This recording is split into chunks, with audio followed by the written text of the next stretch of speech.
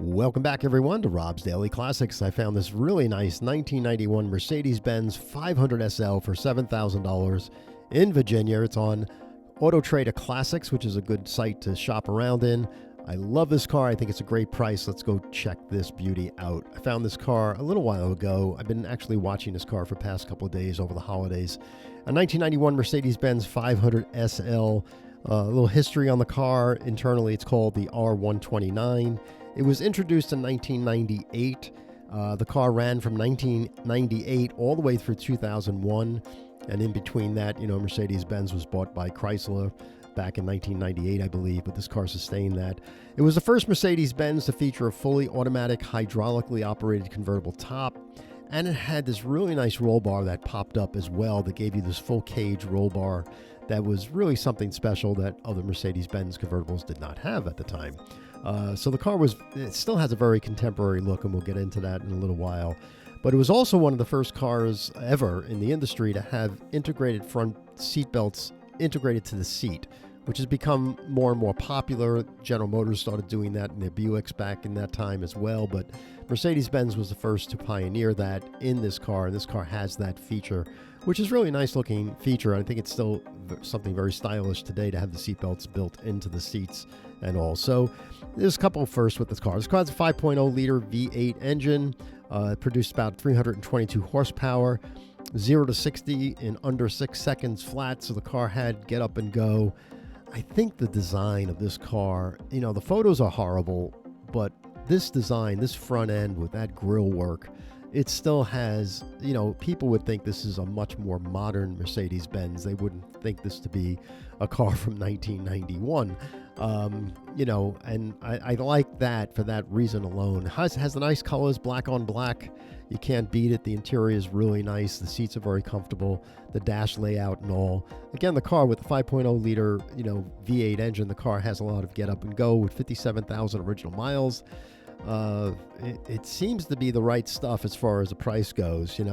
One of the things that people concerned about during this time with Mercedes-Benz was the electrical problems that they had. And Mercedes-Benz started using new wiring harnesses in the early to mid 1990s. The materials that can degrade, they kind of rapidly through heat.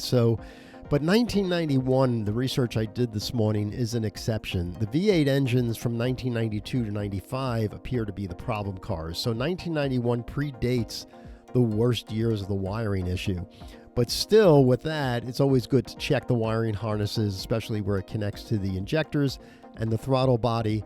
But overall, I don't think this car is a car to be concerned about when it comes to the electrical problems that Mercedes-Benz has. Now, one of the first things you may want to do is, you get the VIN. There's no VIN here in the ad, but I'm sure the seller will give you the VIN of the car, and you can go to Mercedes-Benz and they can run a warranty history for you. Normally, they'll do that for you at no charge. Just tell them you're looking to buy a used car, and here's the VIN. Can you give me the service history on the car and see what was done to the car and all? So that's one of the first things I do. This car was also made famous by Princess Diana. She drove one. She basically sold her XJS back in 1991, and it made headlines, and she caught flack for it. So she had to give the Mercedes-Benz back to Mercedes-Benz, and they since put that car in the museum. And there is Princess Diana's beautiful Mercedes-Benz that she drove for just like a couple months, and then she got too much flack and she had to give it back. But there's that integrated seat belt into the seat that we were talking about. You can see how beautiful that looks. And again, I think this car has fantastic styling for being a car from the 1991, being, 30 some odd years, 34 years old. I mean, this car still has looks to it, and I like it a lot. So again, getting back to this car, $7,000. What is this car worth? The seller states the car's been sitting in the garage, and it's time to let the new owner enjoy as much as I have. Comes with both hard tops and a convertible top. So it had a hard top from the factory. You could probably sell that hard top for $1,000 easily, if he gave that to you. But car's been sitting in the garage, she says. So now that's a concern, right? So if the car's been sitting, one of the first things you want to do is open up the gas filler and see if you have a smell of some type of varnish where the gasoline went bad. So if this car has been sitting some time, then you're going to have to flush out the gasoline. You're going to have to flush out the brakes and the fluids and things like that in the car. But if it's been indoors and it's garaged and it's rust free and the engine bay looks really nice, I mean, this car could be a very welcoming project to work on. They're not overly difficult cars to figure out. However, it is Mercedes-Benz and parts become expensive and all that. But this predates OBD2, so you don't have to worry about check engine lights going on where it won't pass inspection.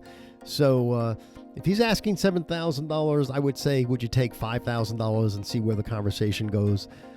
He may not take $5,000, but boy, I got to tell you, if you can take $5,000 to $6,000, this car may be a good car to buy. So there you have it, a 1991 Mercedes-Benz SL 500 SL, a beautiful car, something to consider. If you're looking to find where this car is, just go on ClassicCarAutotrader.com. Just type in 1991 Mercedes-Benz 500 SL. And this beauty will come popping at you. Again, I think the price is in the ballpark. Again, try to buy this car for less money. He's a dealer. I'm sure he's not getting a lot of people on the car because it's not really an appreciating asset, but it is a beautiful car and just fantastic driving car that you can have 10 years on, especially with the low miles, and just have some fun with it. Sure, you'll put a couple of $1,000s into this car in the first year that you own it, just to upgrade the car and things like that, but the car settles in really nicely after that. 4 or 5 years later, you're going to have a really nice car.